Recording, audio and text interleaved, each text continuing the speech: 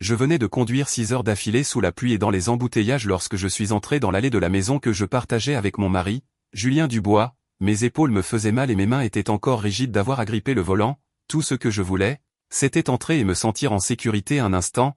Peut-être que Julien serait réveillé, peut-être qu'il me demanderait comment mon voyage s'était passé. Ce petit espoir était ce qui me tenait debout. Alors que je sortais de la voiture, mais la maison était plongée dans l'obscurité, toutes les lumières étaient éteintes, pas de lumière sous le porche, aucune lueur aux fenêtres, l'endroit semblait vide, comme s'il avait été abandonné. C'était la première chose étrange. J'ai déverrouillé la porte et je suis entré. L'air sentait le renfermer, comme si personne n'avait été là de la journée.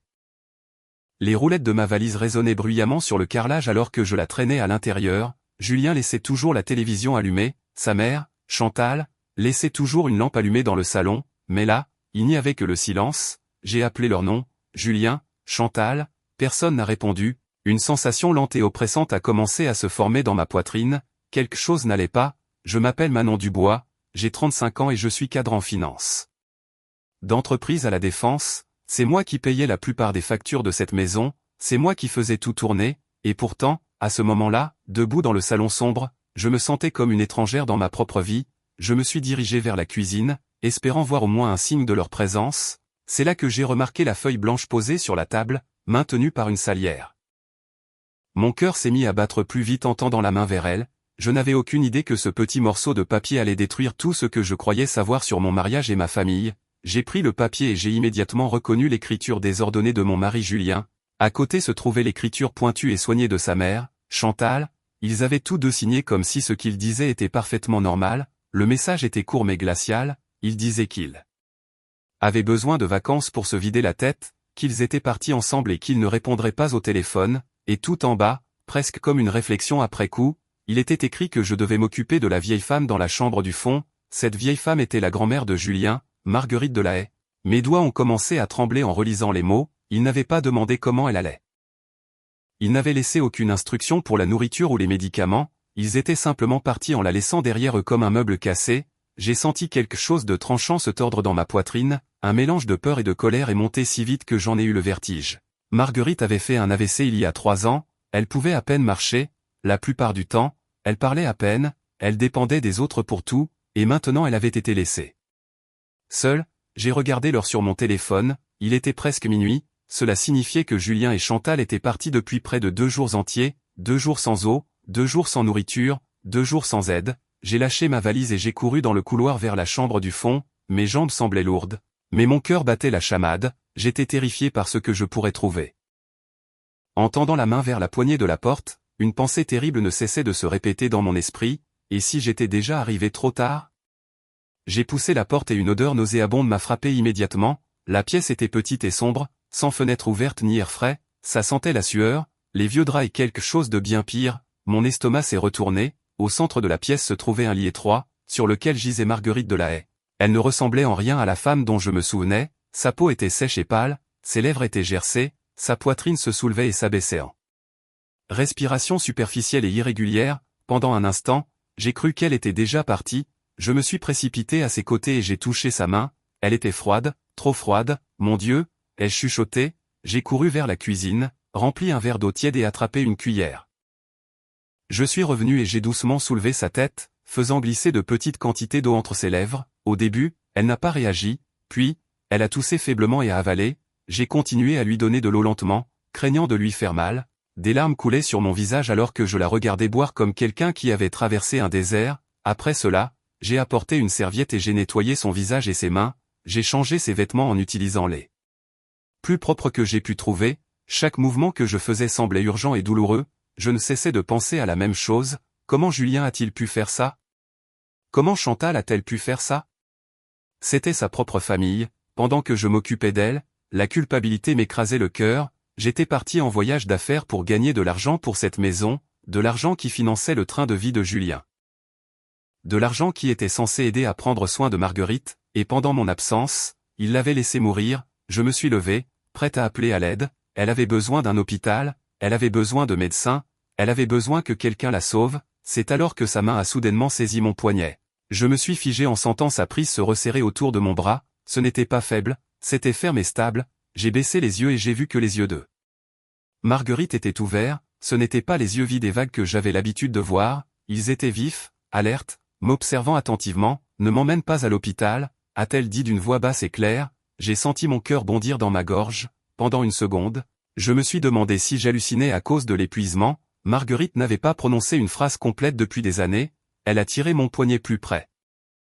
Aide-moi, a-t-elle dit, aide-moi à leur faire payer, ils n'ont aucune idée de qui je suis vraiment. Sa voix était calme, mais remplie de quelque chose de froid et de puissant. Je la fixais, incapable de bouger. Ce n'était pas la femme fragile que tout le monde pensait voir s'éteindre lentement, c'était quelqu'un de tout à fait lucide. Elle m'a dit de verrouiller la porte et de fermer les rideaux, je l'ai fait sans réfléchir, les mains tremblantes, puis elle a pointé le coin de la pièce vers la vieille commode qui contenait ses vêtements. Déplace-la, a-t-elle dit.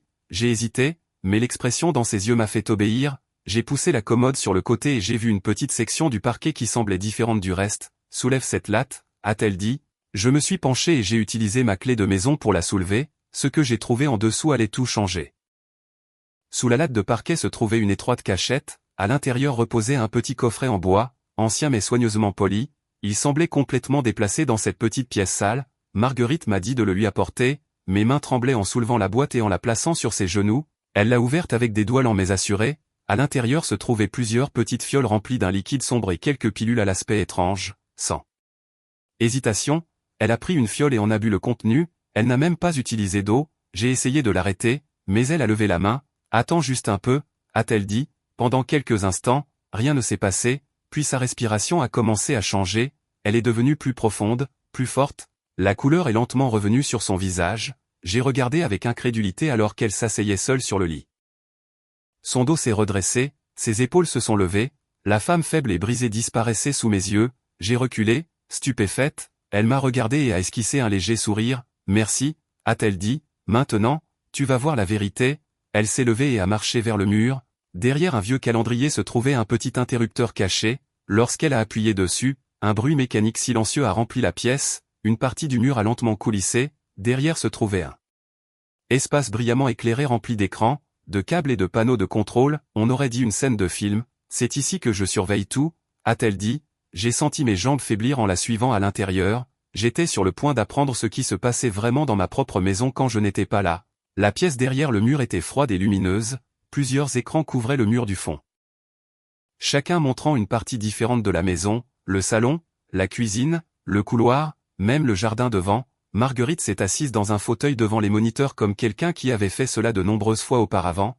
Elle a cliqué sur un bouton et l'un des écrans s'est rempli d'un enregistrement datant de plus tôt ce matin-là. J'ai vu Chantal assise sur le canapé en train de manger des chips et de regarder la télévision. Dans le coin de l'écran, Marguerite était dans son fauteuil roulant, silencieuse et immobile. Puis Chantal s'est levée, son visage était plein d'irritation.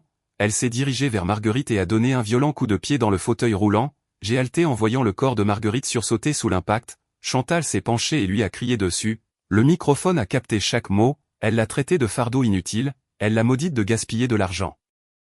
Puis elle a craché dans l'assiette de nourriture et l'a forcé vers sa bouche. J'ai couvert mon visage de mes mains tremblantes. Marguerite n'a pas arrêté la vidéo. Elle en a lancé une autre. Cette fois c'était Julien dans le salon avec une femme que j'ai reconnue comme sa soi-disant cousine Élodie. Ils étaient assis près l'un de l'autre, trop près. Julien riait et passait son bras autour d'elle. Il lui disait qu'une fois la vieille morte, tout lui appartiendrait. Il disait que je n'étais rien d'autre qu'un salaire. Il disait qu'il me mettrait à la porte et épouserait Élodie. Puis Élodie a posé des questions sur les médicaments qu'il donnait à Marguerite. Julien a souri et a dit que cela la rendrait lentement plus faible jusqu'à ce qu'elle s'éteigne. J'ai eu l'impression qu'on m'écrasait le cœur. Tout l'argent que j'avais donné à Julien pour les soins et les médicaments, toutes les heures supplémentaires que j'avais faites. Tout cela n'avait été qu'un mensonge. Marguerite m'a regardé calmement alors que je restais là en larmes. Maintenant tu comprends, a-t-elle dit, ils ne sont pas négligents, ce sont des tueurs. Quelque chose en moi s'est endurci, j'avais fini d'être aveugle, j'avais fini d'être utilisé et j'étais prête à me battre. Marguerite a éteint les écrans et m'a regardé avec un regard calme et stable. Ce que tu viens de voir n'est qu'une partie de la vérité, a-t-elle dit. Elle m'a dit que sa faiblesse et sa confusion n'étaient qu'une comédie. Pendant des années, elle avait fait semblant d'être malade et impuissante. Elle voulait voir qui prendrait soin d'elle et qui attendrait sa mort. Julien et Chantal avaient échoué à ce test de la pire façon possible. Puis elle m'a dit qui elle était vraiment. Marguerite Delahaye n'était pas une pauvre veuve vivant d'une petite retraite. Elle était la fondatrice et présidente d'un puissant groupe financier qui contrôlait des banques, de l'immobilier et des sociétés d'investissement dans plusieurs régions. Tout ce que Julien pensait posséder n'était là que parce qu'elle le permettait, la maison, son travail, l'argent, même la voiture qu'il conduisait, tout lui appartenait. Je pouvais à peine respirer en écoutant, la grand-mère fragile que je l'avais et nourrissais était en fait l'une des femmes les plus puissantes de la ville. Elle a pris ma main, tu es la seule qui m'a traité comme un être humain, a-t-elle dit, c'est pour cela que je te fais confiance, sa voix s'est adoucie pour la première fois, je veux que tu m'aides à finir ça, a-t-elle dit, ils ont essayé de me tuer, ils ont essayé de t'utiliser, maintenant il est temps qu'ils affrontent la vérité, j'ai essuyé mes larmes et j'ai hoché la tête, pour la première fois depuis des années. Je ne me sentais pas faible, je me sentais forte, en 1 heure, Marguerite avait passé un seul coup de fil, pas à Julien, pas à Chantal, mais à quelqu'un qui lui a répondu avec respect. À l'aube, un homme nommé Maître Grégoire Lefebvre est arrivé à la maison, il était vêtu d'un costume sombre impeccable et portait une mallette en cuir, il s'est présenté comme l'avocat personnel de Marguerite, dès qu'il l'a vu debout et parfaitement alerte, il s'est légèrement incliné, nous avons beaucoup à faire, Madame la Présidente, a-t-il dit, à partir de ce moment, tout est allé très vite, Grégoire a passé des appels, des équipes sont arrivées, des ouvriers ont commencé à sortir les meubles de Julien et Chantal de la maison, leurs vêtements, leurs bibelots, tout ce qui n'appartenait pas à Marguerite a été sorti, de nouveaux meubles ont été apportés, des murs propres, des lumières vives. La maison commençait à avoir un aspect complètement différent, comme si elle se réveillait après des années de sommeil, Marguerite était assise au centre de tout cela, donnant des instructions calmes, elle avait l'air puissante et sereine, Grégoire m'a expliqué que légalement, la maison n'était pas au nom de Julien, elle appartenait à une fondation contrôlée par Marguerite, Julien et Chantal n'avaient aucun droit dessus, cela signifie qu'ils n'ont nulle part où retourner, mon téléphone a vibré, Marguerite a fait un signe de tête vers lui, il est temps de les inviter à revenir, a-t-elle dit, les mains tremblantes, j'ai tapé un message à Julien, je lui ai dit que Marguerite ne respirait plus, que son corps était froid, que j'avais peur et que je ne savais pas quoi faire, puis j'ai appuyé sur envoyer, nous avons attendu en silence en regardant le téléphone. Nous savions tous qu'il répondrait et nous savions tous que sa réponse scellerait son destin, cela n'a pas pris longtemps, mon téléphone a vibré sur la table, je l'ai pris et j'ai ouvert le message pendant que Grégoire et Marguerite regardaient, Julien a écrit que je ne devais pas paniquer, il m'a dit de n'appeler personne, pas les voisins, pas la police, pas le SAMU, enveloppe-la juste dans un drap et laisse-la dans la chambre du fond, a-t-il écrit, je m'en occuperai plus tard, je suis occupé pour le moment, il n'y avait aucune tristesse dans ces mots, aucun choc, aucune inquiétude, seulement du dérangement, j'ai lu le message à haute voix, le visage de Grégoire s'est crispé de dégoût, Marguerite a fermé les yeux un bref instant, puis les a rouverts, froid et déterminé. C'est tout ce dont nous avions besoin, a-t-elle dit, j'ai répondu à Julien par un simple message, d'accord, je m'occupe de tout ici.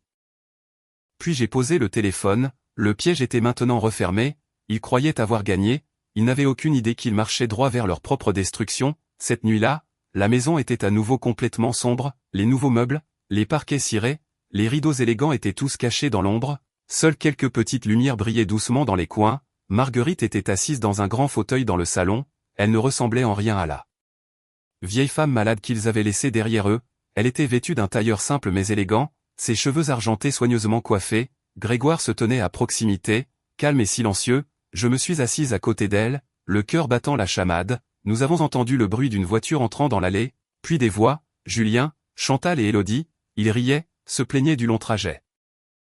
Parlaient de nourriture et de douche, la porte d'entrée s'est ouverte, Julien est entré le premier, traînant sa valise, Chantal a suivi, puis Élodie, la pièce était encore sombre, Manon, a appelé Julien, pourquoi fait-il si noir ici?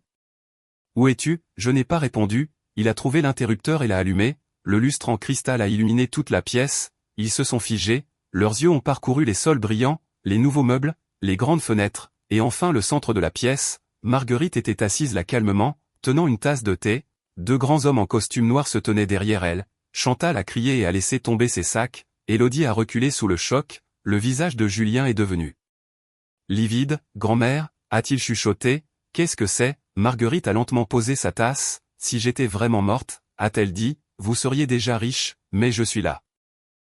Julien s'est tourné vers moi, paniqué, Manon, qu'est-ce que tu as fait?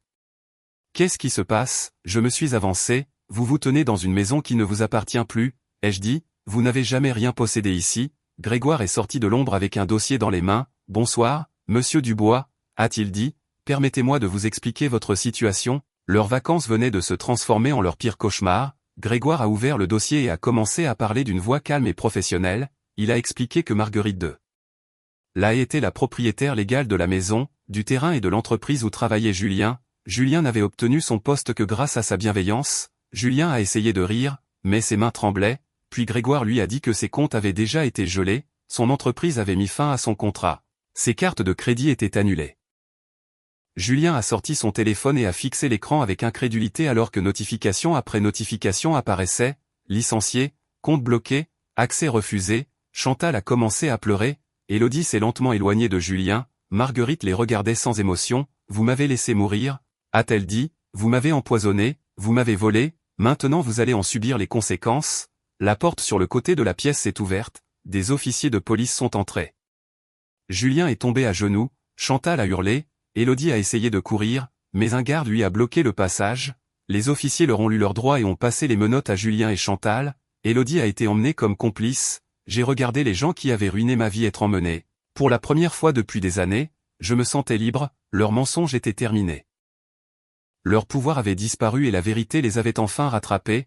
3 mois plus tard, le monde semblait très différent pour nous tous. Julien et Chantal ne vivaient plus dans cette maison confortable, ils n'avaient plus d'argent, plus de voiture et personne ne voulait les aider. Leur visage apparaissait dans les journaux locaux comme suspects dans une affaire de maltraitance sur personnes âgées et de crimes financiers. Ils ont été libérés sous caution en attendant leur procès, mais leur vie s'était déjà effondrée. Je les ai vus un après-midi alors que je conduisais en ville. Ils étaient assis sur des cartons devant un magasin fermé, portant des vêtements sales et se disputant une petite boîte de restes de nourriture. Ils avaient l'air plus vieux et plus faibles, rien à voir avec les gens qui contrôlaient autrefois ma vie. Julien a vu ma voiture et a essayé de me courir après, il a crié mon nom et a supplié mon pardon. Je ne me suis pas arrêté, je n'ai pas regardé en arrière, la femme qui pleurait autrefois pour s'endormir avait disparu, à sa place se trouvait quelqu'un qui connaissait enfin sa valeur. Parfois la justice ne vient pas lentement, parfois elle arrive d'un coup et change tout. 1 an plus tard, le juge a finalement rendu son verdict. Julien a été condamné à 12 ans de prison ferme pour tentative d'assassinat, abus de faiblesse et crimes financiers. Chantal a reçu 10 ans pour son rôle dans l'empoisonnement et la négligence. Élodie, qui avait témoigné contre eux, a évité une longue peine, mais a perdu tout ce qu'elle avait. Je n'ai pas ressenti de joie en entendant le verdict, j'ai ressenti quelque chose de plus calme et de plus profond, la sensation d'une page qui se tourne. Marguerite de la Haye vivait maintenant paisiblement dans une belle demeure entourée de gens qui se souciaient vraiment d'elle, sa santé s'était améliorée.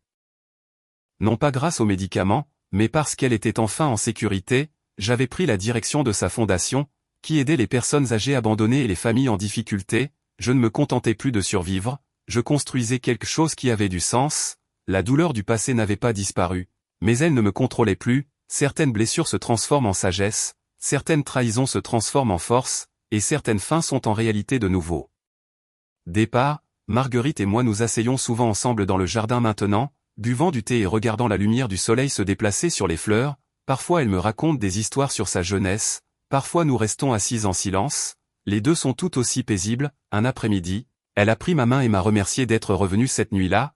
Elle a dit que si je n'étais pas rentré au moment où je l'ai fait, son histoire se serait terminée très différemment. Je lui ai dit la vérité, que l'aider m'avait aussi sauvé.